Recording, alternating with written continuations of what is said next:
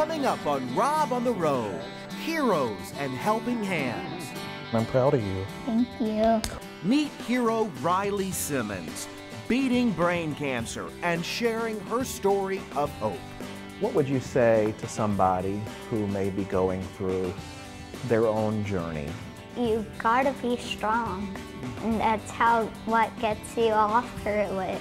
Go with Riley and me inside Sacramento's Make-A-Wish headquarters, one of only 4 places in the world like this, and see the power of a dream come true. You are so lucky to be able to do something that has such a profound impact on somebody's life. Definitely. Has this touched your soul? Oh, every day. Plus, it is all about food and fuel, if you will. Survival. helping the homeless, one meal at a time. I tend to get angry because there is a need for places like Loaves and Fishes, and there shouldn't be a need.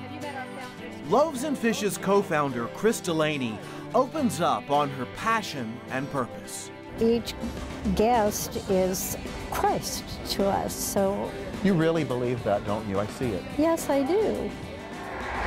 And later, it's something we don't talk about enough in the United States. It's that dark crime, and we just don't talk about it. the race to end human trafficking, one step at a time. This social justice movement is happening, and we're here to say human trafficking has to stop. And the little girl who joined the cause to end child slavery. You won't believe what she's done.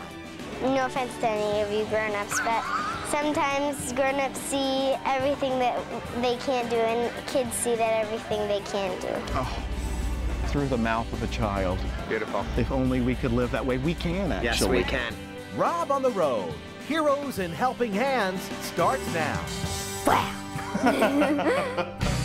And now, Rob on the Road, exploring Northern California.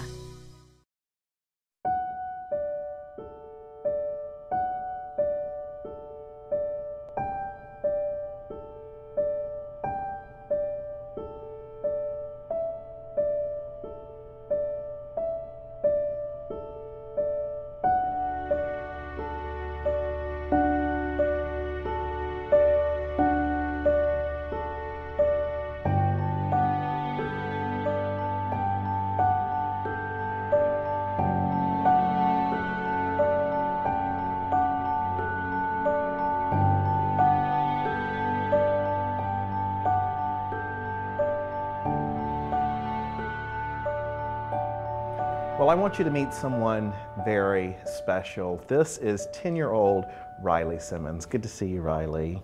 You too. Thank you for joining me today, my new friend here. And we are at the Make-A-Wish house, which is the wishing center in Sacramento. Thanks for joining us, dear. Thank you. So I want to jump right into your story.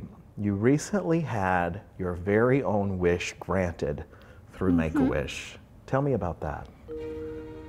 Well, since my wish was to go to Hawaii, they were passing out like Lays. Well, at first I'm like, maybe this is what they normally do. But then at the end, my dad told me it's actually because they're gonna grant my wish. It's a big surprise. We have no idea which one's gonna happen, right? But you told me about your favorite one, right? I think we saw it in the video. What was it? Disney Resort in Hawaii. It looked pretty cool on the screen. And I heard that you've never seen a dolphin. No. Except on a movie. Only seen dolphins on movies. So, I want you to look out here among all of these people. And because all of them are here tonight to celebrate you, we are officially granting your wish tonight.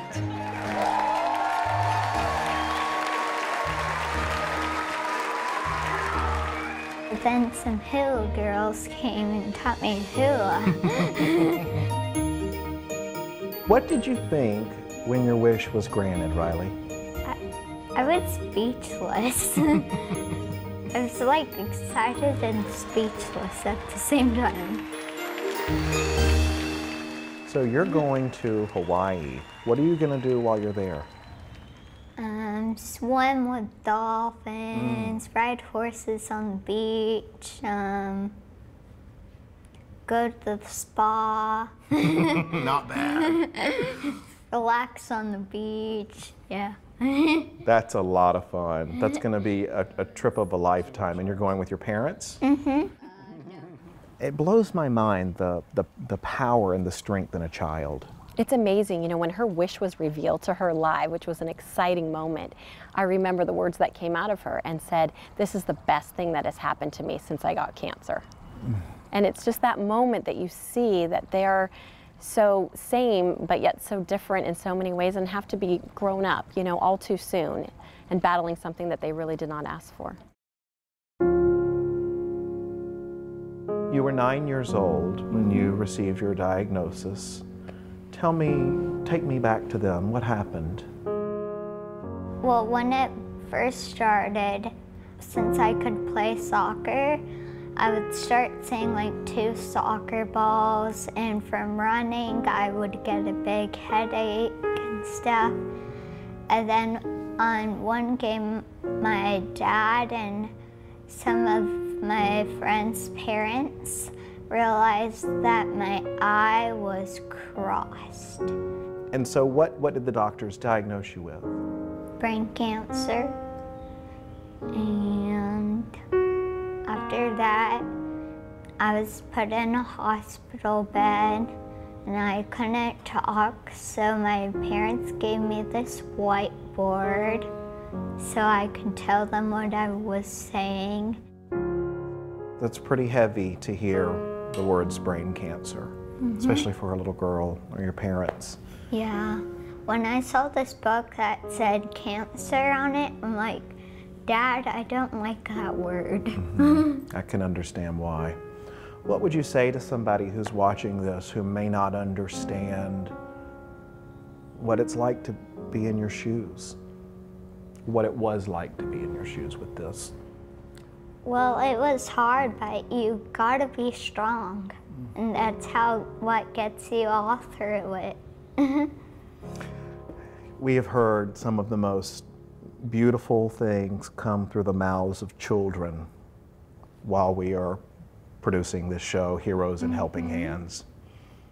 You are both. You're a hero and a helping hand. Do you know that? No. What's your reaction to people thinking that about you? Wow. Pretty good reaction. What's it like to have a wish come true? When you're having cancer, you gotta get all these shots, but then it's like, okay, I can do this, but I have something happy that's coming up in May. You are so lucky to be able to do something that has such a profound impact on somebody's life. Definitely. You know, it sets just that perspective is so different. You know, people say thank you to us all the time, and every staff member would stand here and say, don't thank us. It's actually an honor to know these children and to be able to do this for them and their family and create magic for them that helps them battle through what they're going through. You know, there are a lot of people that'll see this, Riley, and I can tell you're a very deep, connected, smart person, not kid, person. What would you say to somebody who may be going through their own journey? You know, now you've come so far with yours and you're doing fantastic. But what would you say to someone who's in the trenches of it? I would say just be stronger and keep fighting, and then that's all you have to do, and then you get done with it. Time passes, huh? Yep. A lot of this is under your belt, and you've come so far. What are your dreams for the future? when I'm in Hawaii to make a dolphin friend. You deserve for that to come true, and I'm sure that will happen. I do want to point out that in this past year plus of your journey, you are now cancer-free. You're back in school, you're doing great, and I'm so happy for you. Thank you. I really am. If you could say something about that wish that came true in you from Make-A-Wish, what would it be? Make-A-Wish always gives you something good to hope for, and that just gets you through. It feels like it gets you through everything. Wow. Well, I'm happy for you. Thank you. Thank you so much. Very, very happy, and I'm proud of you. Thank you. Cool. Here with Riley Simmons. Say bye-bye. Wave. Bye. She said, do you remember when I was in the hospital and I received a black and white polka dot photo album? And I said, yeah, I remember that. And she said, you know, I'd really like to make a memory book. So I said, okay, honey, what did you have in mind? What would you like to do? And she said, I want to remember all the wonderful things that have happened to me since I've had cancer.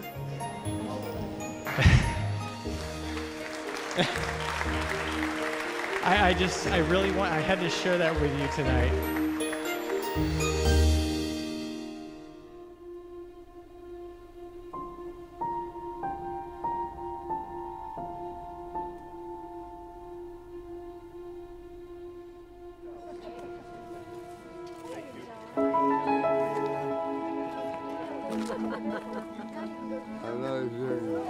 Miss Delaney, how you doing? You gotta give me a hug. Yeah, You all right?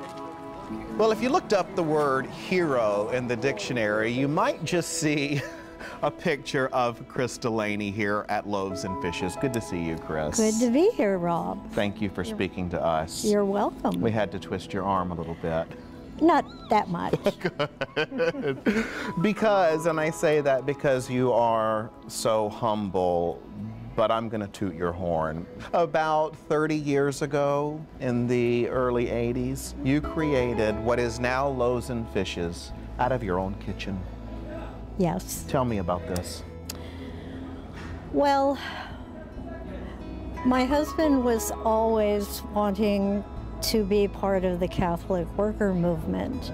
And when we moved here, we opened the Catholic Worker House, and we visited, we transported people and gave them hospitality. We were saying that the Catholic worker, the big thing is feeding people. So my husband says, well, we should start a kitchen for homeless people. So we did. It just turned out that more and more people wanted to volunteer to do meals. So that's what happened, and it grew. Loaves and Fishes dining room. Look at this from 1986. This is Dan. This is your husband. It was a small group that actually started Loaves and Fishes at my husband's, Dan's, instigation. Who knew it was going to be such a big thing? When you started feeding people out of your kitchen in a house not too far from here, how many people were you feeding? We started out with about 100 every day, and by the end of the month, maybe a couple hundred, 300. Today, there are more than 500 or 600 people already this morning on the list for a hot meal today. You do the math, 500 to 700 people a day you're feeding. So in 30 years. Almost 7 million. 7 million meals? That is amazing, 7 million hot meals. We've kept track of numbers, so. Wow. Isn't that miraculous? That really sort of leaves you speechless. Loaves and Fishes is a day facility, not overnight services, but during the day it is all about food and fuel, if you will. Survival. Survival. You have a school. I have seen so many children here today. Yes, we have the Mustard Seed School, which is wonderful, and What I love about the Mustard Seed School when I walk through is kids can be kids for a few hours each day, that they're not on the streets surviving. There was a mother and her 2 children. I will never forget their faces when we got here this morning. And the look on their face was of despair. I just passed those little children back in the garden at Mustard Seed School, and you would have never known those kids were homeless. I know. The look in their face changed from despair to delight. You know, I live just a few miles from here, and it's amazing what cocoons we all live in. Walking through here today, I saw people who were clearly struggling, and it's overwhelming. And you've been seeing this for 30 years. Yes, and I must say, when I go into my home at night, and my nice warm home, I feel very guilty because there are people sleeping in our alley, and to think of women with children without shelter, I feel guilty for that. And I tend to get angry because there is a need for places like Loaves and Fishes, and there shouldn't be a need. It should be taken care of by people sharing their wealth, you know. Friendship Park is next door, where there are hundreds of, I will use your word, guests. You don't call the people here homeless people, you call them guests. Yes. We offer hospitality as if we are welcoming Christ, and each guest is Christ to us. So you really believe that, don't you? I see it. yes, I do.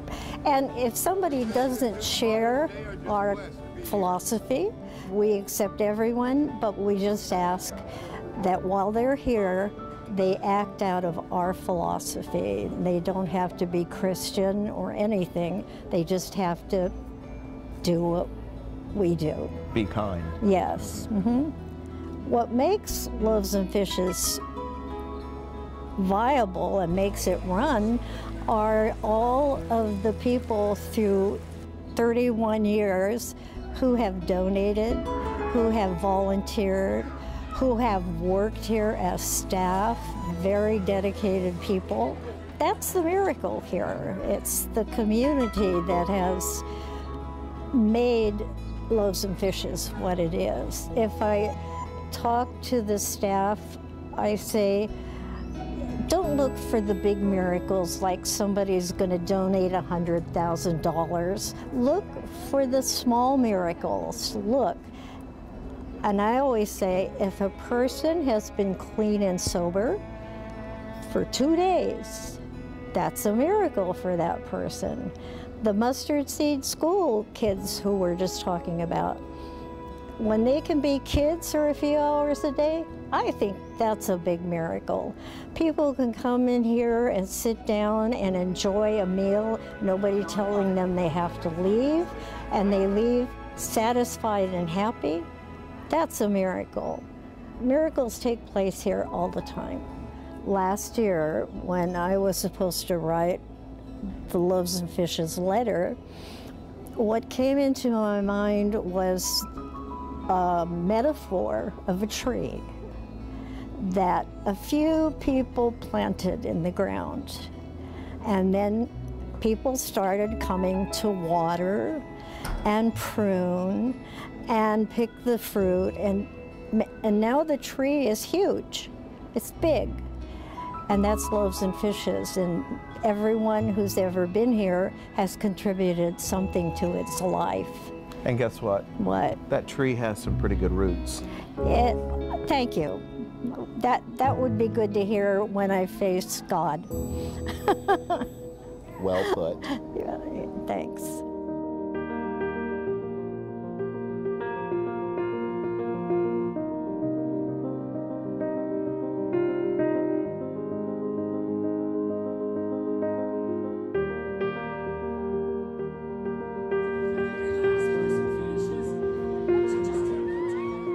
We're here for the Run for Courage. It's the race to end human trafficking on...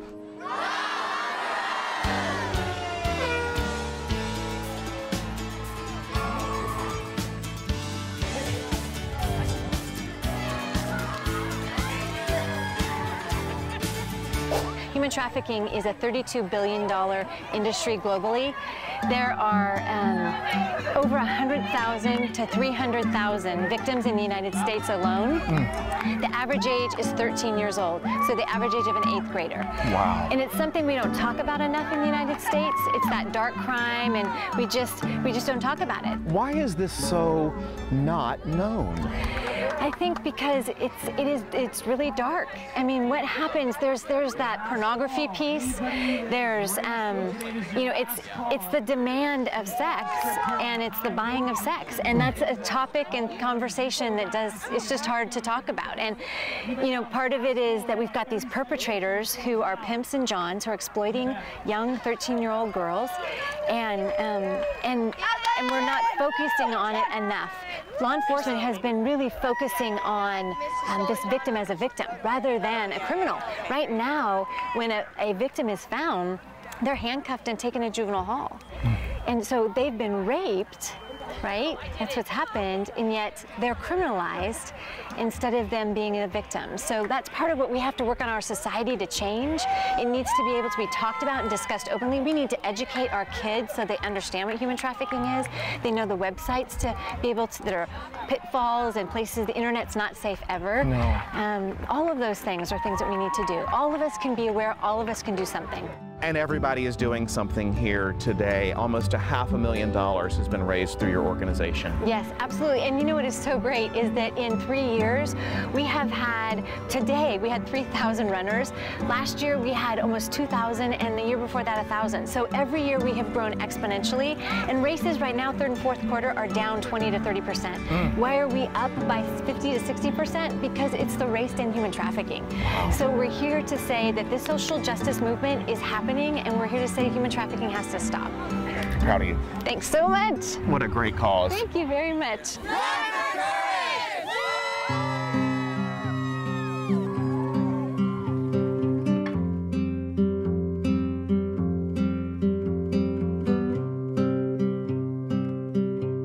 Vivian, it is unbelievable to me that you have raised $1 million nationwide. Tell me about that.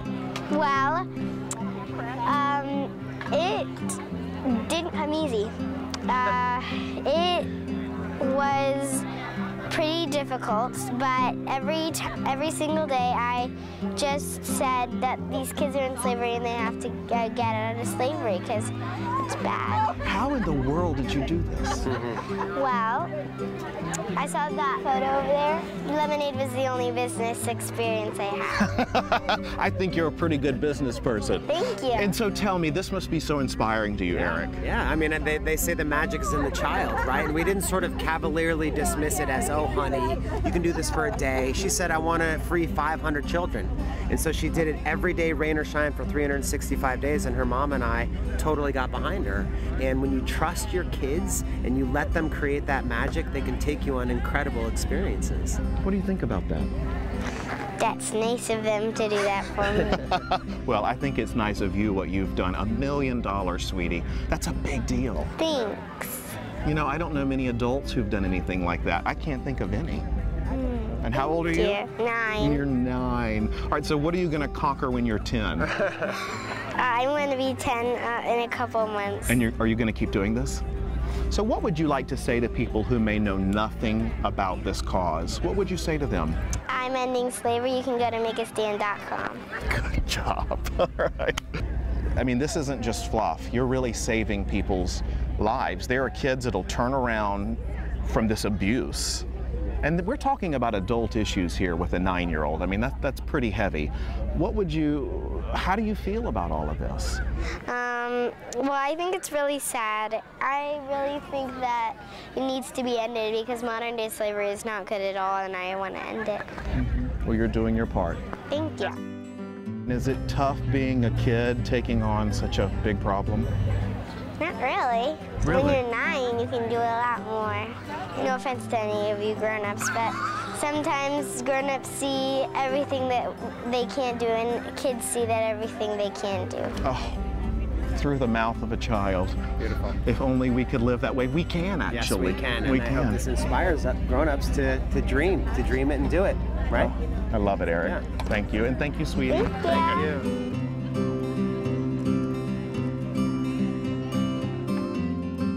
Delaney, how you doing? You gotta give me a hug. Yeah. A lot of people you've helped. And we're very happy to have done so. It's been a blessing. Miss Dawn. You've been a blessing. Hi.